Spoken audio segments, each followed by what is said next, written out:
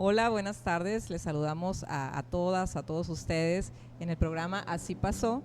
Y ahora tenemos pues con Amparo y Jorge un tema muy interesante, ¿no, Amparo? ¿Cómo estás, Amparo? Pues muy bien, muy contenta de estar aquí con ustedes en un episodio más, hablando de un tema tan interesante como es la historia del vino, ¿verdad? Así es, la historia del vino, y para este programa nos acompaña Jorge Peralta. Jorge Peralta es ingeniero biotecnólogo de la Universidad de Guadalajara, tiene una maestría también en biotecnología por parte del CIAD, pero además es sommelier, ¿no? Y aparte de la ciencia que tiene que ver con la biotecnología, ¿no? Con todas estas cuestiones de fermentación, de levadura, pues él trabaja también la cultura y la historia del vino. Jorge, te queremos preguntar primero, pues, ¿qué hace un biotecnólogo? ¿Qué hace un sommelier? ¿Y cómo tú has combinado estas dos profesiones? Pues un biotecnólogo, a términos generales, lo que hace es crear un producto o servicio a partir de un organismo vivo o alguna parte. Y siempre lo explico como es algo muy extenso, en el sentido de que puede ser de lo más básico como hacer vino o hacer pan, o hasta las vacunas recombinantes del COVID que se usaron en la pandemia, sí, también es biotecnología. Entonces tienes como ese espectro de todo lo que puedes hacer. Okay. Y pues un sommelier es una persona básicamente que sabe de vinos, te puede ayudar a recomendarte vinos, que puede, bueno, en el sentido tradicional, un sommelier es simplemente el mesero que te sirve el vino. Okay, siendo muy tradicionalistas. Ajá. Pero ahorita ya es mucho más allá, ya es una persona que sabe, que educa, que pues en ese efecto te puede ayudar a las compras, recomendaciones y todo ese tipo de cosas. Ya, ¿y de qué forma se pueden combinar bien estas dos profesiones? Pues de hecho yo llegué a sommelier porque en algún punto de la carrera me interesó ser enólogo. Okay. Y un enólogo es la persona que se encarga de producir la uva, pero también de producir el vino. Entonces yo dije, pues ya tengo la parte de fermentaciones por la carrera, la parte de campo, digamos, ya la tengo pues he trabajado en campos agrícolas o uva de mesa, no es lo mismo, pero ahí se da. Y dije, pues me falta la parte de cata, la parte de servicio, la parte de conocer sobre las regiones y el vino. Entonces dije, pues sommelier. Entonces me fui armando como enólogo por partes y me quedé como sommelier. Ok, perfecto. Interesante, Jorge. Y ¿nos puedes decir cómo es ese proceso, digamos, milagroso en el que surge el vino? O sea, ¿cuál es el proceso biológico, por decirlo de alguna manera? De manera muy sencilla, lo que pasa es, tienes una fruta con suficiente azúcar, si se queda sola por suficiente tiempo y en condiciones, digamos, ideales, que tenga que ver con pH, con baja actividad de oxígeno, va a caer alguna levadura, se va a fermentar y va a producir alcohol. Términos muy generales. Ese es el procedimiento. ¿Y cuándo más o menos se sitúa en la historia el comienzo de la producción de vino, pues en la historia de los seres humanos? Se estima que entre 8.000 y 9.000 años. Wow. Más o menos. Las evidencias más antiguas son cerca de China. No se le considera vino como tal porque es una combinación de miel, uvas, arroz y otras frutas. A lo mejor está más pegado a una cerveza que a un vino, okay, por la cuestión de que utiliza un grano. Ya como tal, la evidencia más antigua de 100% uva es cerca de Georgia, hace 8.000 años más o menos. Okay. Wow. Y como tal ya del lugar para producir vinos, una bodega, digamos, sí, es cerca de 4.000, 5.000 años. Wow. Oye, Jorge, hemos hablado en este programa de la cerveza también, ¿no? Y hemos vinculado, Amparo y yo, en estas pláticas y detrás de cámaras, esas primeras civilizaciones que pues son grandes civilizaciones y que tienen esta característica en común de tener una bebida fermentada. ¿Por qué razones? ¿Por qué hay alguna liga entre la formación de civilizaciones o de imperios y una bebida fermentada? Yo creo que sí, en el sentido de que al final una bebida fermentada, quieras o no, te va a causar un efecto de enebriación. De relax. De relax. Sí. Y eso al final en una sociedad que a lo mejor son un poquito más, por no decir salvaje, pero sí, o sea, más rudimentaria, Ajá. sí va a ser más sencilla la convivencia, quieras o no. Ok. Tampoco me van a dejar mentir que una botella de vino al final une la mesa también. Y eso siempre ha pasado. ¿Por qué luego a lo mejor algunas civilizaciones eligen cerveza contra el vino? Yo creo que es más que nada por dónde está situado. Si te tocó nacer donde había uva, pues haces uva. Si te tocó nacer donde había trigo, pues haces cerveza. Por alguna razón también en Asia, pues se usa el arroz, porque es lo que tienen. Entonces, creo que va por ahí. Está relacionado. Sí, hay autores que incluso pues lo vinculan con el pensamiento mágico, ¿no? Que estimula la ritualidad, el pensamiento mágico, como bien Poder dices, con los dioses de alguna exactamente, manera, sí. ¿no? Entonces se vuelve hasta una bebida incluso mágica, ritual y... De hecho hay una teoría, no recuerdo cómo se llama, en la que es lo normal, nos dicen que primero se asentan las personas Así y luego es, producen sí. alcohol. Sí. Pero que hay también una teoría que puede ser al revés, Claro. que primero hacen alcohol y luego por eso se asientan. Ajá. Sí, somos creyentes, ¿no? Somos creyentes, partidarias y difusoras. Así es, de esa esa teoría, porque sí es muy interesante cómo en estos espacios, dices, ciertas regiones que producen, pues se van a asentar las civilizaciones, ¿no? Y ahí sería preguntarse qué fue primero, el asentamiento o para poder lograr esas bebidas o ese pan, ¿no? Que los alimentara. O que los pusiera a trabajar, a producir o a sobrevivir, pues tenían que estar en un espacio preciso y tener técnicas, ¿no? de cultivo y de producción. Tenemos, por ejemplo, que la civilización griega pues no sería lo mismo sin el vino, ¿no? Así Tienen es. incluso su propio dios del vino, está pues en todos los rituales, en la mitología, ¿no? Es como que es una constante la presencia del vino. Sí, y en literatura muy antigua, ¿no? Encontramos esas alusiones al vino, así es. La palabra simposio también es importante. ¿Por qué? Simposio significa juntarse a beber. Ajá. Y eran unas pláticas que se tenían entre personas conocedoras, donde una persona se encargaba, un protosommelier, vamos a decirle, de diluir el vino, porque era muy importante. Los griegos no se tomaban el vino como nosotros.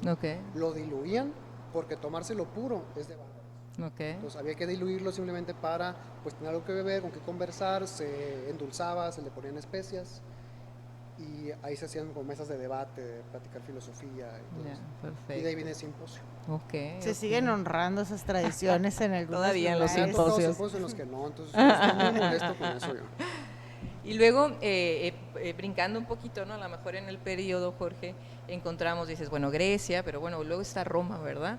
Y Roma, pues va a generar toda una nueva civilización en Europa, ¿no? Y va a conquistar muchos espacios, muchos lugares y a llevar, aparte de la lengua, pues su cultura, ¿no? En este caso, ¿cómo el Imperio Romano va a ser una gran influencia para que en Europa crezca esta cultura del vino? Roma, digamos, de cierta manera le copia como casi todo a Grecia, entonces toma también la cultura del vino. Grecia sí era un poquito más para élites. Roma sí la hace un poquito más cotidiana.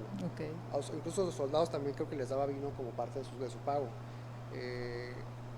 Cada que van avanzando en su conquista, van moviendo vides. Empiezan por la región de, si no me equivoco, por Provence, en Francia, el sur de Francia, y empiezan a subir por los ríos. Desde ahí llegan hasta lo que hoy es Burdeos, a Borgoña, llegan a Alemania por el río Rin, y empiezan a establecer esas regiones que hoy en día son regiones productoras todavía de vino y de renombre. Claro. Antes de los romanos todavía estaban los fenicios, los cartagineses, que ellos fueron los que llevaron el vino a Egipto, a la parte de abajo de la península ibérica, entonces básicamente todo el contorno ahí del mar. Wow. Y bueno, ya luego pasamos a otro momento, ¿no? En el tiempo, un brinco grande en el tiempo, para hablar de la Edad Media, ¿no? De la alta Edad Media, de la baja Edad Media, y cuál va a ser la relación con la Iglesia. No sé si ahí se forma o se puede decir que se forma la relación importante que va a tener con la Iglesia, y en este periodo tan enorme que es la Edad Media, ¿no? Que decimos parecen 10 años, pero la Edad Media es un periodo enorme, ¿no? De 1000 años. Entonces, aquí ¿cómo observamos esa relación o qué tipo de pestes, ¿no? Están relacionadas a lo mejor al vino, o de enfermedades generales, de epidemias generales, ¿no? Sí, en la Edad Media, quien se encarga de profesionalizar el vino, por decirlo de alguna manera, es la iglesia. Okay. Los monjes circenses, los monjes... Siempre me toca aprender los nombres, los monjes, no me acuerdo, pero circenses. Sí, los monasterios, los circenses, claro. los monasterios en general, lo que sí tenían era mucho tiempo. Muchas veces para hacer como esta penitencia, la gente rica donaba parte de sus terrenos a la iglesia para que lo tuvieran pues y perdonarles y ganarse el cielo. Entonces, pues teniendo tiempo, uvas y pues, no mucho que hacer más que rezar, lo que sí supieron hacer es mantener notas muy muy precisas. Los que empiezan con esta teoría del terroir no están relacionados con ese término. No. Terroir es todas estas características físicas, digamos, que le dan la identidad al vino. El tipo de suelo, si llueve, la temperatura, la altitud y todo esto. Los monjes, sobre todo los de Bordeaux, los de Borgoña, perdón, se enfocan mucho en tomar todas este tipo de notas. Yeah. ¿En qué temporada llovió? ¿En qué temporada hubo mucho sol? ¿Cómo salió el vino después? Si yo fermenté esta parcela y esta parcela, esta es diferente a esta, ¿por qué? Todo ese tipo de documentación la tenían. Sí, pues como de una misma uva hay dos vinos diferentes. Como en un mismo terreno. ¿No? En un mismo terreno puede haber dos tipos de vino diferente. Okay. Y bueno, está esta relación con los monasterios, que también se permanece por acá, por México, ¿no? Si nosotros nos vamos ya al periodo de la colonia, pues obviamente es una bebida que traen migrantes, ¿no? Que traen los colonos, ¿no? Los colonos españoles. Y que empieza a crecer aquí bueno, al menos en las primeras décadas, ¿no? Pues de 1540, cuando ellos llegan. A ver, ¿qué nos dices de esa llegada del vino acá a México? Por ahí de 1524 llega, bueno, Hernán Cortés hace un tipo de decreto en el que por cada tanto número de indígenas que tengas como esclavos, tienes que plantar tantas vides. Entonces se empieza a sembrar bastante vida aquí en el territorio mexicano. Creo yo que el primer vino que se tiene documentado que se hizo fue en Puebla. No funcionó muy bien porque empezaba a llover mucho en la temporada de cosecha. Entonces como que se empezó a descartar. Pero sí se producía bastantito vino y suficiente para satisfacer no solo la parte eclesiástica, sino también la demanda de la Nueva España. Eso no le gustó mucho a la corona española. Y dijo... mandaron un decreto de, ¿saben qué? Aquí ya no se puede producir vino, el único vino que se vende en mis nuevos terrenos va a ser el de la península ibérica, el de España. Y se mandan a arrancar vides, pero hay un asterisco ahí en ese decreto. Se permitió a ciertos monasterios todavía hacer el vino suficiente para la Eucaristía. Ya.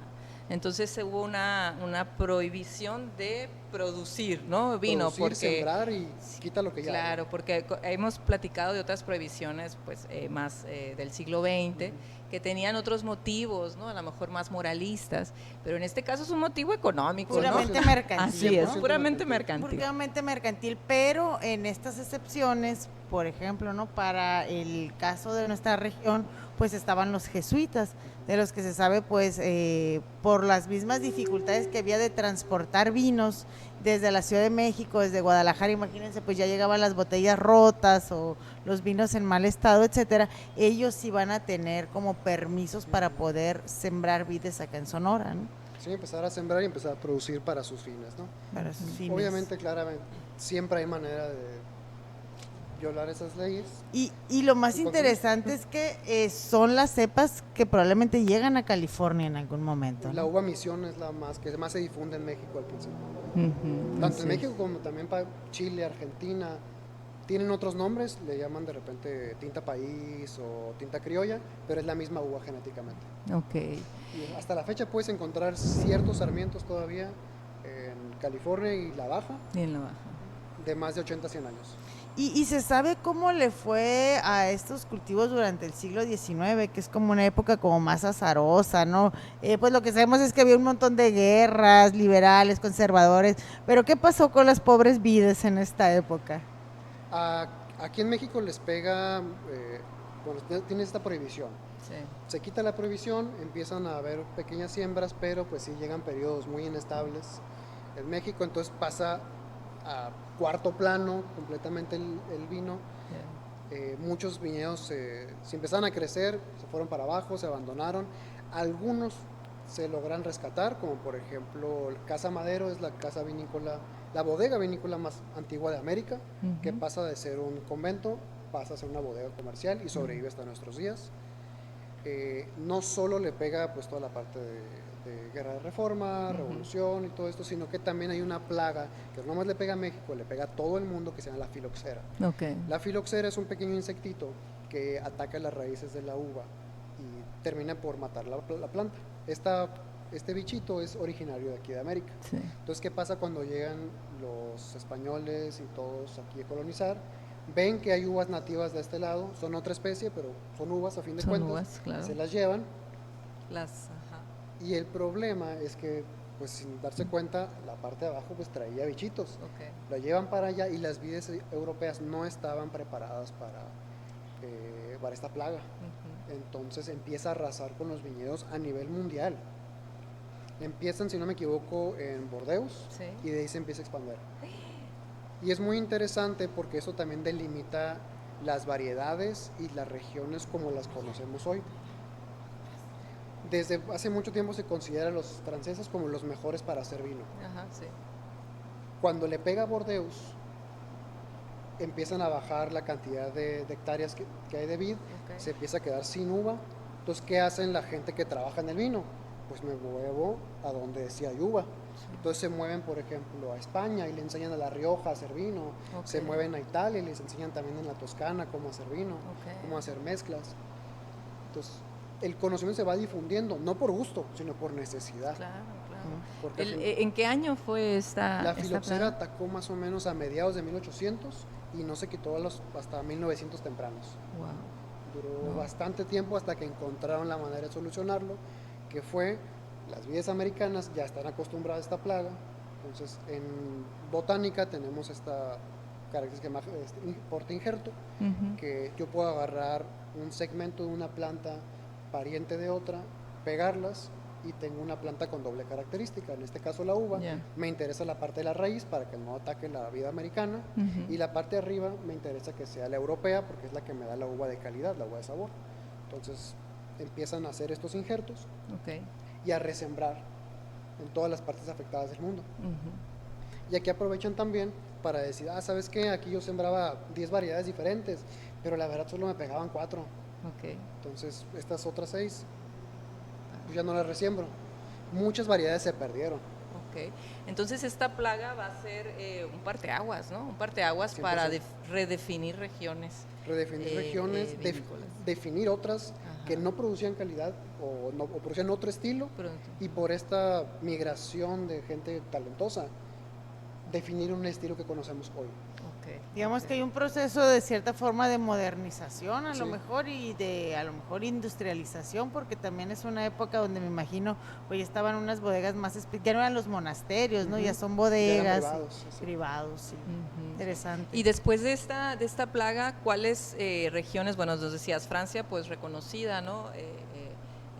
Históricamente, mundialmente, por producir buenos vinos. Después viene esta plaga, se tienen que ir a zonas aledañas, ya nos hablabas de la Rioja, ¿no? En España y estas zonas. Entonces, a partir de ese quiebre, de esa coyuntura de la plaga, ¿qué región se llevó la bandera del mejor vino?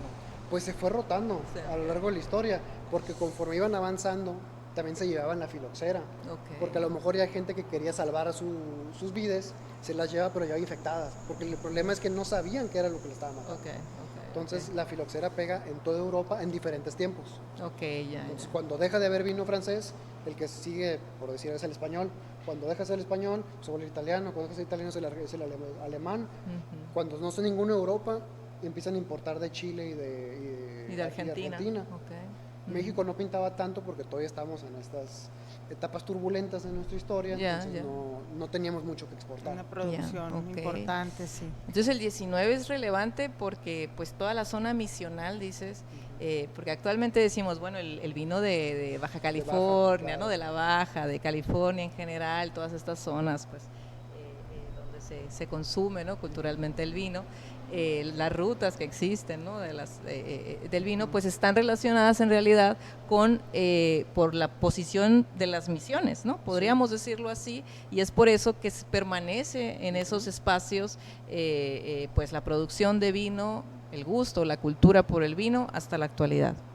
Entre las misiones y también que llegó mucha migración rusa, italiana, que ya también traían este gusto por el vino, claro, pues también lo esparcen por la población en general. A Baja le funcionó muy bien la prohibición de Estados Unidos. Cuando Estados Unidos prohíbe el alcohol, pues la gente bajaba a México a consumir vino, y eso le ayudó a la Baja también a subir un poco su producción y calidad. Entonces son múltiples factores, ¿no? Para que estos espacios sigan con la producción, porque a veces pensamos que la cuestión del vino pues no está muy relacionada a México y menos a Sonora, ¿no? De Sonora pensamos, Sonora hay carne asada, hay cerveza, ¿no? Estas cuestiones que tienen más que ver con el clima, pero muy alejado, ¿no? Del vino y de la cultura o la producción del vino. Entonces sí hubo inicios, al menos que se rompieron a lo mejor en el siglo XIX, en algún punto, pero regiones que sí mantuvieron de alguna forma, ¿no? Su producción. Y aquí en Sonora, bueno, tenemos esta tradición que viene de los jesuitas, ¿no? Como nos explicas, pues hay un declive en el siglo XIX, pero para el siglo XX como que empieza a haber un resurgimiento, ¿no? Hacer nuevos intentos para resembrar vides y tener producción de vino. ¿Qué nos puedes decir de esta época ya en el siglo XX? Antes de que vid para vino, empiezan a llegar empresas que hacen brandy, y se empieza a producir uva, se le llama uva industrial, pero al final son variedades de uva de vino, Cariñán, entre otras. Llega Domecq, llega Viejo Vergel, llega La Cheto, incluso llega a poner una planta aguardiente aquí, por ahí de los 70s, 80s, y permanecen hasta los 90s, 2000s tempranos, cuando empieza a dejar ya de producir tanto brandy, baja todo este auge de consumo, y empiezan a hacer el cambio hacia uva de mesa. Y hasta la fecha Sonora es el líder productor nacional de uva de mesa. De uva de mesa, wow, ok. Después de ahí ya hay ciertos proyectos relativamente pequeños, digo relativamente porque por ejemplo Cuatro Sierras tiene 35 hectáreas, que para algunos puede sonar mucho o poco, pero para ponerlo en contexto, Petrus, que es una bodega bastante popular y bastante costosa de Francia, tiene 4 hectáreas. Wow. Entonces 35 hectáreas sí es algo, es bastantito. Y hay otros proyectos, San Pedro tiene uno, Los Morelli, en Ures está otro que es Giotonini, en Caborca conozco Viñedos La Bonita. Entonces empieza a haber ya un resurgimiento de ahora sí de uva para vino como tal. Interesante, comentábamos hace un momento detrás de cámaras, pues que en Hermosillo en algún momento hubo la tradición de la fiesta de la vendimia, las embajadoras, pues yo me acuerdo allá en mi infancia, en los 90s, ¿no? Que veía yo en el periódico, ¿no? Sí, claro. Que era este festival que pues llegó a ser realmente algo muy importante, a lo mejor no tan grande como la manifestación de la Expo, pero sí era algo que estaba como muy, muy arraigado en los hermosillenses al menos. Sí, que a fin de cuentas para hacer un brandy primero hay que hacer un vino. Entonces se producía vino sí o sí. Cuatro Sierras, ¿dónde está ubicado? ¿En qué espacios así es la Sonora actual podemos ubicar esas zonas Está donde se Cananea. produce? En Cananea. En Cananea, se llama Cuatro Sierras porque está rodeado, vaya, de 4 sierras. No me pregunten ahorita el nombre, pero sí, está para allá, para Cananea, entre Cananea y Agua Prieta, pero más pegado a Cananea. Ok, muy bien. Y luego hablabas de Domecq, ¿no? En los 90s, que practicaban paro de la vendimia. ¿En qué espacio se localizó Domecq? ¿Por qué el declive? A ver, ¿alguna teoría sobre el declive? En la costa de Hermosillo principalmente. Ajá. Creo que Caborca también llegó a tener viñedo de Domecq. Yo creo que fue tal vez un hartazgo, no, ya sé por qué. fue porque también abrimos mercados, entonces empezamos con el Tratado de Libre Tratado Comercio, de Libre entonces Comercio. empieza a llegar también alcohol de otros lados, ya Ya. no hay que consumir solamente lo nacional, y eso a fin de cuentas pues la pegó. Tal vez en el contexto del Tratado de Libre Comercio, ¿no? Donde Claro, van a sí, empezar sí. a ingresar vinos europeos con más facilidad Y destilados también. destilados, sí. Sí, de acceso pues en los supermercados, ¿no? Un acceso bastante fácil y cotidiano, ¿verdad? Oye, Jorge, te queremos preguntar sobre mitos que hay sobre el vino, ¿no? Por ejemplo, pues sabemos que de los vinos puede haber precios, ¿no? Desde lo más barato a lo más caro, ¿no? ¿El mejor vino es el vino caro? ¿O cómo podemos, los que no somos especialistas en eso, tener algún norte, ¿no? Un vino puede ser caro por varias razones. Una, puede ser tal cual porque así lo decida la bodega. O sea, paga mi marca vale, entonces págame lo que yo valgo. Puede ser también que en efecto pues tenga mucho tiempo, mucho proceso. ¿A qué me refiero con eso? Hay, por ejemplo, denominaciones de origen que te piden que si yo cosecho hoy, tiene que estar, no sé, por decir algo, 2 años en barrica y 3 años en bodega guardado antes de poderlo siquiera vender. Entonces esos 5 años que no lo puedes mover, pues al final cuesta. Sí, claro. Entonces eso aumenta precio. Y hay otra que también es la demanda, les comentaba de Petrus. Sí. Petrus tiene 4 hectáreas, no tiene vino infinito, produce una cierta cantidad de botellas y son las que hay al año. ¿Las quieres? Cuestan esto. Ok, muy bien. Entonces No ahí necesariamente, sí hay una relación calidad-precio, por supuesto. Claro. Mientras más cuesta una botella en teoría, pues puedes invertir más en guardarla, en tratarla bien, en que tu uva sea de mejor calidad, en usar mejor barrica, mejores insumos. Sí hay una cierta relación. O sea, no podemos ignorarlo al 100%. Y bueno, otra pregunta tal vez así de la gente que pues no es muy, no toma vino con mucha frecuencia y sobre todo en estas tierras tan calientes. Debería de tomar. ¿El vino se toma frío, se puede meter al refri o se toma temperatura ambiente? A temperatura ambiente de 45 grados. Si tú te pones a estudiar las guías, por ejemplo la de la WST o la que sea, de servicio, sí te viene que el vino debe tomarse, por ejemplo, un vino tinto corpulento entre 15 y 18 grados. Yo no hago eso. Yo los invito a todos los hermosillenses a enfriar lo demás, no pasa nada, en 5 minutos se te va a calentar. Va a pasar la temperatura ideal. Entonces, yo los invito a enfríen, no hay ningún problema. Al menos que el primer trago se sienta fresco. Yo lo que sí les recomendaría es un buzo, una hielerita con hielo y servir poquito. No queramos servir la copa llena porque se me va a calentar. Mejor sirvo poquito, me lo termino, me vuelvo a servir. Nadie me va a quitar la botella, ahí va a seguir. Entonces, sí, enfriarlo no hay ningún problema. Sí hay temperaturas y sí afecta definitivamente.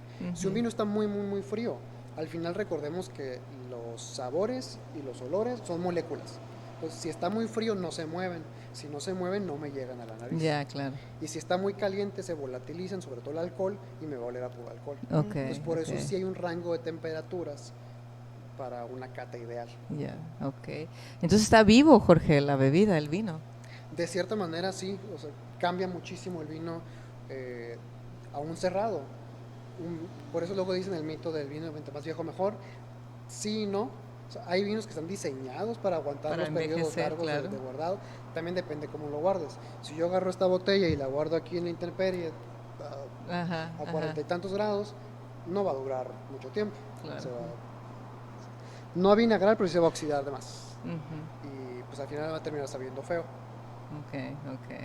Sí, ya me ha pasado por ahí que tienen algunos lotes de vino súper oxidados, ¿no? En el súper y te los venden así como una ganga y resulta que no, pues ya están muy malos. Y pues ahí se nota que estaban mal almacenados. Sí, 100%. Muy importante el almacenaje. Como dato para comprar vino, si el vino viene en una botella transparente y es un vino blanco, vino rosado y se ve café, ya no está bueno. Ok. Y en el caso de, bueno, hablabas del vino blanco. El vino blanco lo relacionamos mucho con los mariscos, ¿verdad? O con, a lo mejor con ser más fresco, a lo mejor con combinarse en estos vinos de verano que toman los españoles. ¿Cómo podemos ahí decir esta comida va para vino blanco, esta para vino tinto? Un truco de maridaje muy sencillo es matchear intensidades. Si un platillo tiene mucha intensidad de sabor, necesito un vino muy potente, con mucha intensidad de sabor. Si el platillo es más delicado, pues voy con vinos más delicados. Okay. Un vino blanco, por ejemplo, tiende a ser más ácido, entonces va mejor con platillos ácidos también. Okay, bien. Y lo que se dice luego que el vino, la carne siempre va con vino tinto, sí, por lo general sí, pero también depende del vino tinto. Yeah. No es lo mismo un vino tinto, por ejemplo, una uva Pinot Noir, que es muy ácida y poco tanino, no me va a ir tan bien con un ribeye grasoso grande. Me va a ir mejor a lo mejor con una cabrería, que tiene menos grasa. Y un Cabernet Sauvignon o algo así sí me va a ir mejor con el ribeye, porque tiene más tanino y tiene buen nivel de acidez también. Ok, bien. Y bueno, en el caso de América, hablábamos de Baja California, de California. Tú ahorita nos platicabas de un dato interesante que sucede en los 70s, ¿no? 1976 creo. No sé si nos puedas platicar sobre eso, Jorge. Sobre este tipo de cómo se viene a California o se expande a California el vino.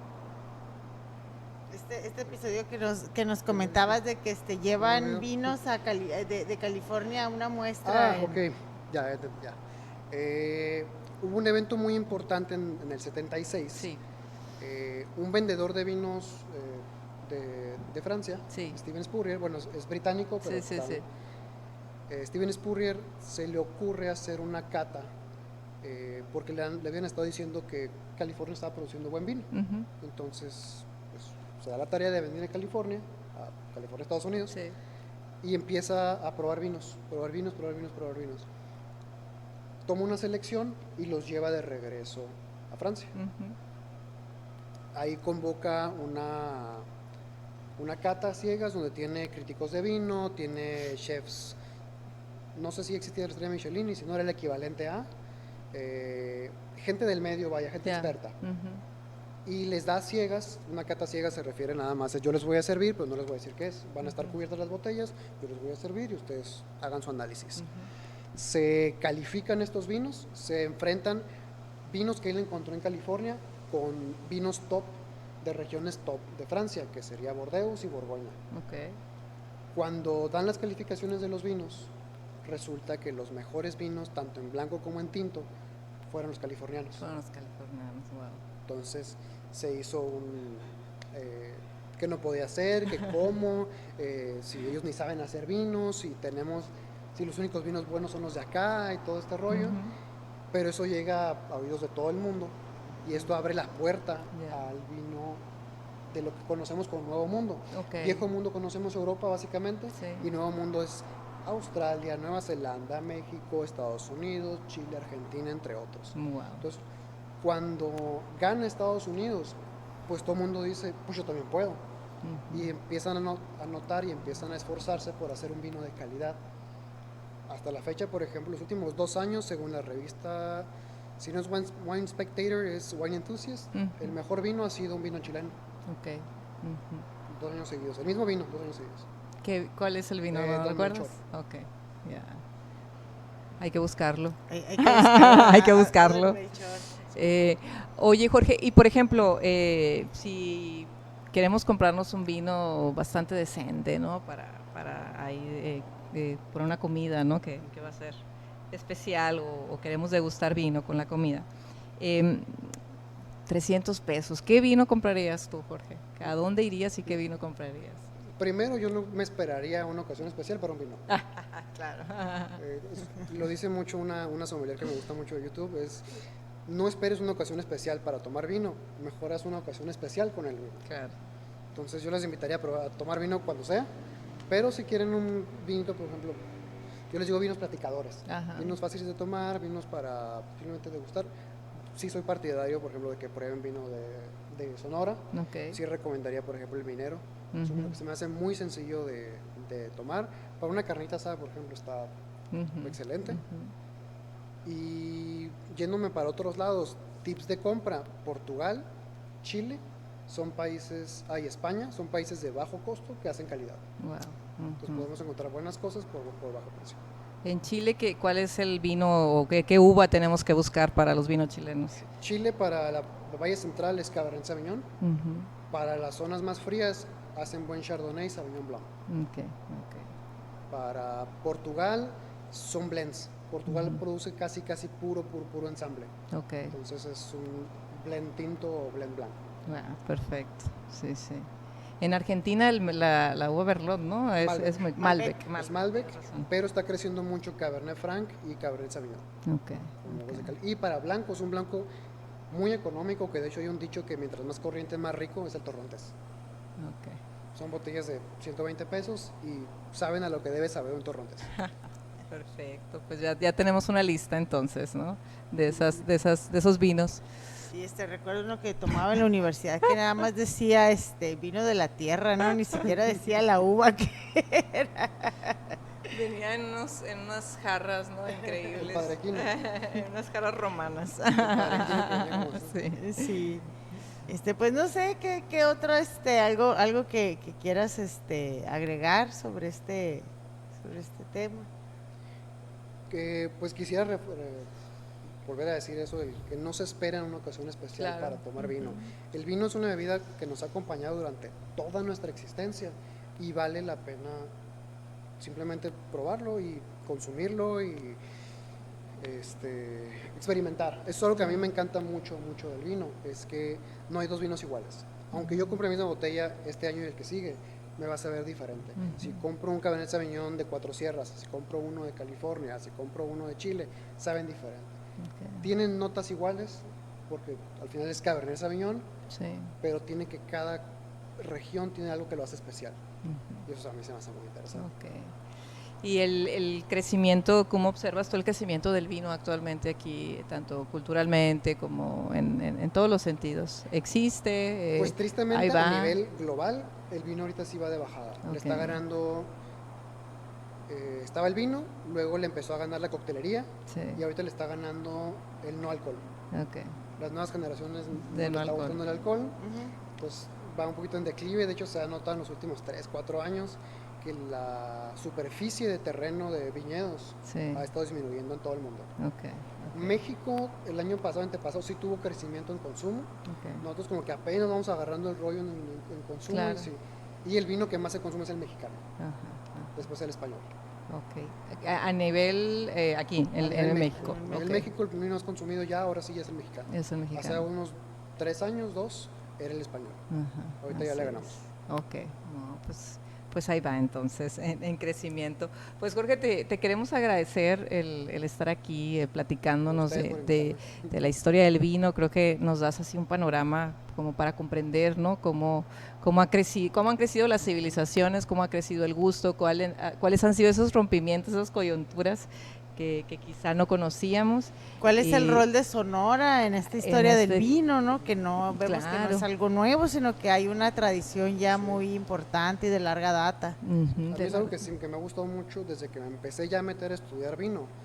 El cómo se relaciona con la parte histórica, social, se me hace muy interesante. Es algo que siempre trato de platicarle a mis alumnos y cuando doy catas también, trato de, no tanto como una clase, pero sí darles como chismecito histórico de... por ejemplo, por decir, hace poquito una de Grecia, si Grecia tiene produciendo vino como 6,000 años, ¿por qué no es popular? O sea, ¿por qué no está en todos lados? Pues porque tuvieron la invasión romana, la otomana, las revoluciones, las guerras mundiales, y pues no han podido crecer, por eso no lo encuentras. Así es, wow, sí, o sea, ¿cuáles son estas interrelaciones, ¿no? que van a marcar el crecimiento del vino? ¿Haces catas entonces, Jorge? Sí. A ver, platícanos de las catas. Trato de dar al menos una cata mensual.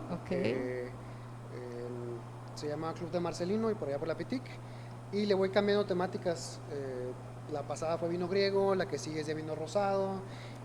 Tengo planeada otra que es de team frío contra team calor, que la idea es comparar la misma uva producida en un clima cálido, un clima frío, para que veas cómo son las diferencias y que al final te vayas inclinando por una. Si me gusta el clima frío, me gusta el clima cálido de vinos.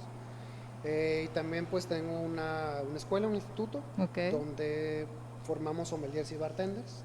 Entonces si alguien más quiere aprender de vino, con todo gusto que se acerque a nosotros y le enseñamos todo lo que hay que saber del vino. ¿Cómo se llama tu página? ¿Dónde te encuentran? Me pueden encontrar como Peralta Som, en Ok, la página personal, ajá. y el instituto se llama Vivendi. Ok, perfecto. ¿Algún teléfono que Sí, de contacto? 6624-327238. Es para que se puedan Si inscribir no, a las cartas. Instagram, o- seguro ahí andas. Instagram, seguro, sí. Seguro ahí contestas. Excelente. Muy bien, pues muchas gracias Jorge, A Amparo, ustedes. al equipo de HMO Producciones, a Francisco, a Germán, que están allá detrás de cámaras. A la Sociedad Sonorense de Historia, Así que nos es. prestó el espacio para este episodio, a su presidente Omar Montoya, que le mandamos muchísimos saludos. Gracias por el espacio. Sí, siempre es un espacio muy emotivo, ¿no? Para hablar de estos temas. Pues mándenos sus comentarios, sus preguntas, si tienen más preguntas para Jorge también, y los temas que quieren ver aquí en Así Pasó. Pues muchísimas gracias. Pues no olviden darle like a la página y compartirnos si les gustó. Bye. Vemos. Gracias.